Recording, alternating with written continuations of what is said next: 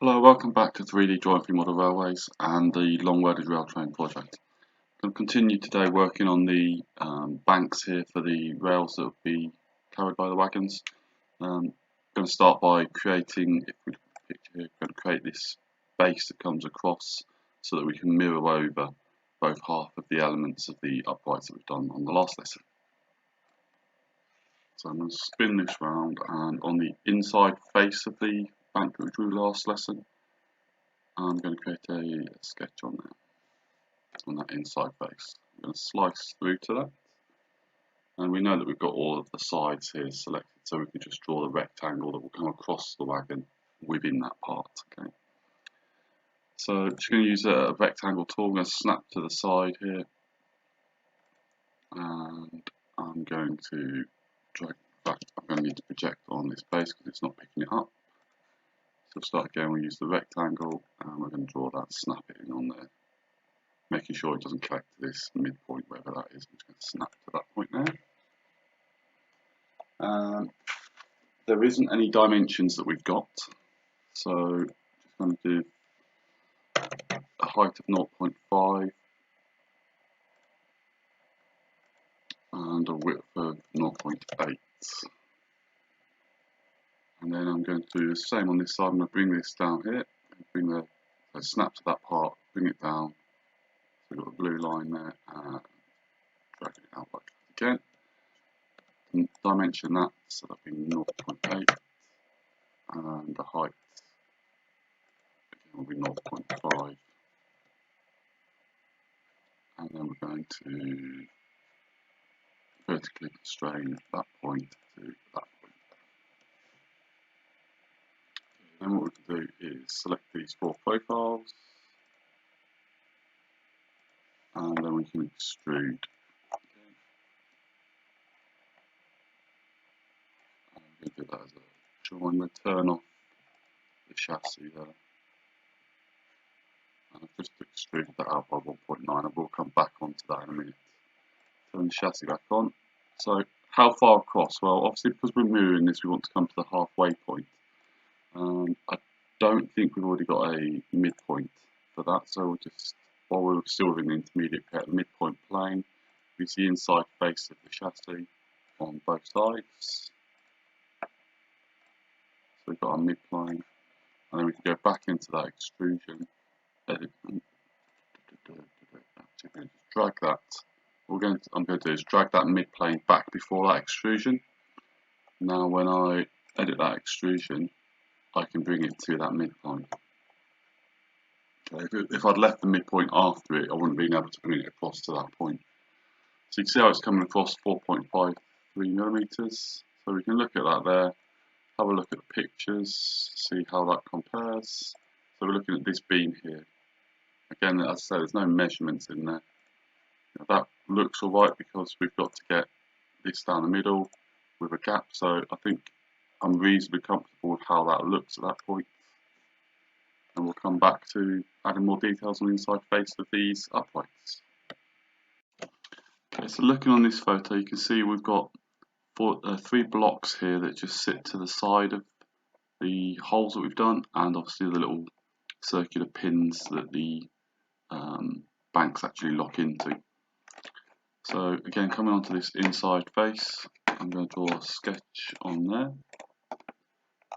and those little blocks are just underneath, so it's just going to be a rectangle. I'm going to just snap it in this area here. Again, I've got no sizes, so we're just going to have to do it by eye. I think it sits out slightly wider, so what I can do is just drag that out a little bit. And I think I'm going to go with sort of the size I've got there. So we can dimension the height, we'll go from 0.4, and the width 0.7. And then we can define and lock it into position here.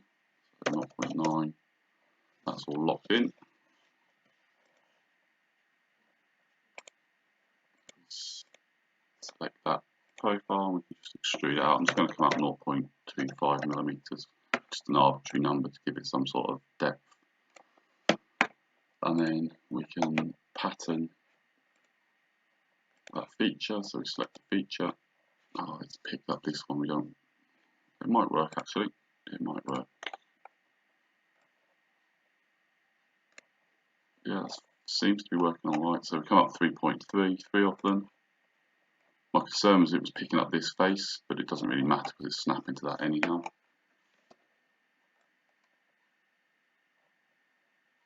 Okay, so that works. And the next thing I want is we're going to draw the little circular things on the ends of the locking pins that sit on.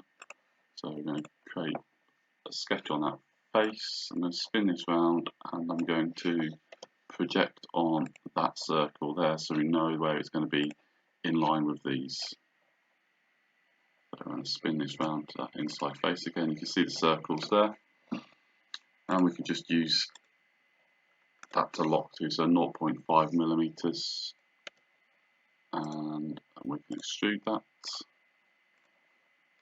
Looks maybe a little bit thicker than those rectangles we just created, so if we can bring that out, so maybe 0.35. And then I'm just going to put a small hole on that inside face. 0.3. And then we're just going to extrude that back into that face. I could have done that a different way. I might not have had to do the cut if I'd just done that on the first sketch, but it doesn't really matter. So select the features, so those two. Axis will be vertical, and it should be going up 3.3 millimeters. So one other thing I'm going to do here as well is this edge looks like it goes all the way down on here, so I'm going to create that on this profile as well, and that's on the outside face. So creating a sketch on that outside face, just using a rectangle tool, I'll snap what is a project on that whole profile, create a rectangle from there to the same height, like that. So then what we can do is vertically constrain that to that edge there, and that to that point there, so they're all constrained together, and then just extrude that to the same height as that join. Give that, and that needs to go all the way down. So you can do one of two things. You can either just go back into that sketch and drag that down, or if you could come underneath and extrude underneath. It's not going to let me particularly easy, so I'm going to have to get rid of that constraint, I think it is.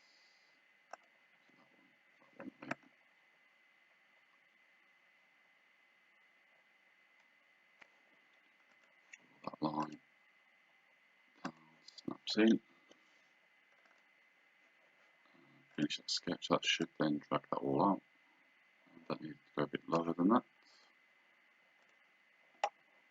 In fact, that should be probably all the way down into the shaft.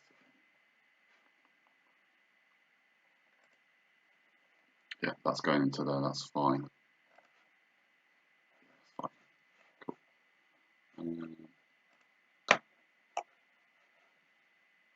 Let's have a quick look, see if that's on the inside edge as well. It's, so if we spin that round, get a sketch on the inside profile, doing exactly the same thing, projecting on that edge and that face, and then doing a rectangle from there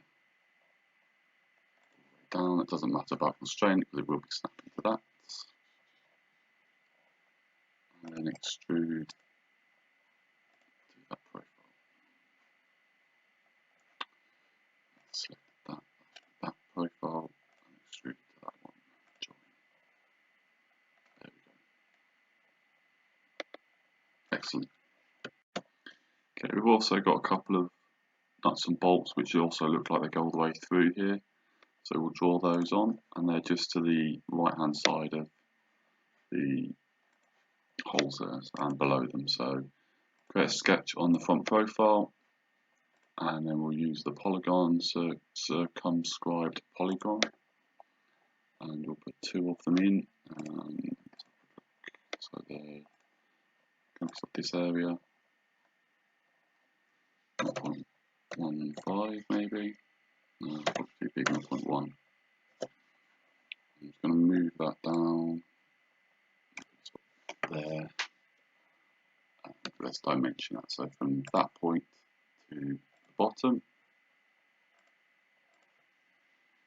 So we'll go for 1.95.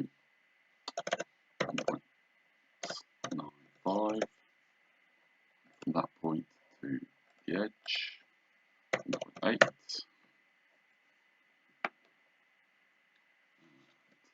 You could rotate this round if you wanted to, whatever you want, and then what we're going to do is select the profile, extrude, and then we're going to do two sides extrusion. So this front face I'm going to bring out by 0.1, and then the back one I'm going to spin that round to this back profile, so we know the distance is going to be 0.63, and then we're going to add on 10, so 0.73. Okay, so now we can see that's going through that block, which is not where we want it to be. So again, look on this, it's going to be lower. Or, no, that actually goes into the block. That would make sense, it would go into the block. So what we're going to do is move around the position to get it actually, the whole thing within there. Okay, I'm going to get that to join. Click on OK, and then we're going to edit the sketch on that. So we're going to move it to the right, so 1.9.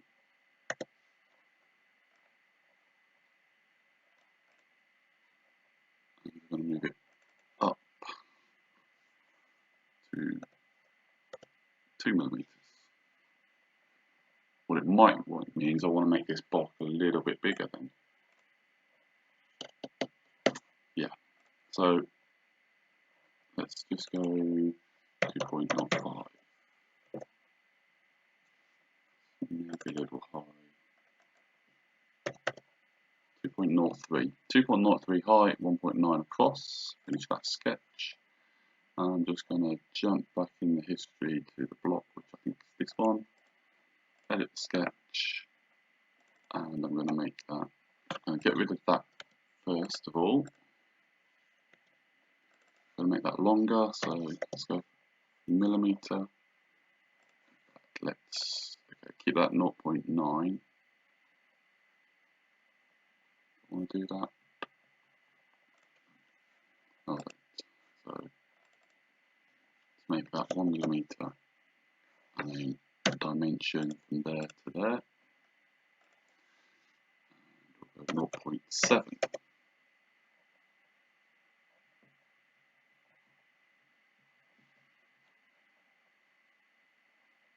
might just no, keep that same.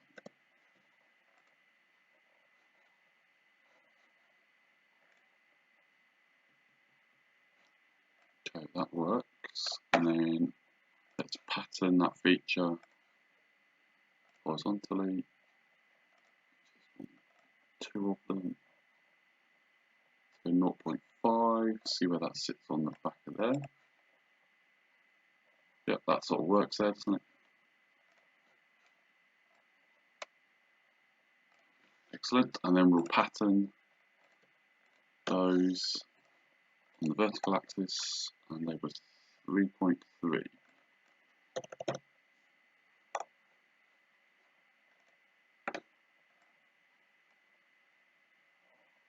Okay, that works. Just it's a bit more detail, isn't it? You know, you probably won't even notice it unless you're up close, but you know, we can see it on the CAD. It just makes it look a bit better, really.